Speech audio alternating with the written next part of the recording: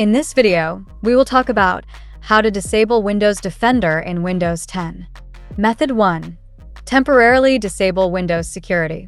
Click on the icon tray. Double-click on Windows Security. Click on Virus and Threat Protection. Under Virus and Threat Protection Settings, click Manage Settings.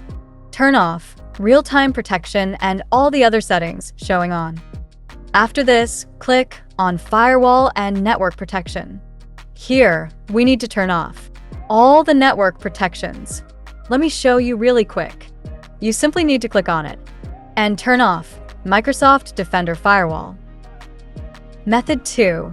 Permanently disable Windows security. Click in Search, type regedit, and select Open. Click on Yes. Here, you need to be in this path location I have mentioned in the description. From there, you can copy-paste in here. On the right panel, double-click on Start and set the value to 4. Click on OK. Now click on Windows icon and reboot your computer. So that's how you can disable Windows Defender in Windows 10. See you in the next video.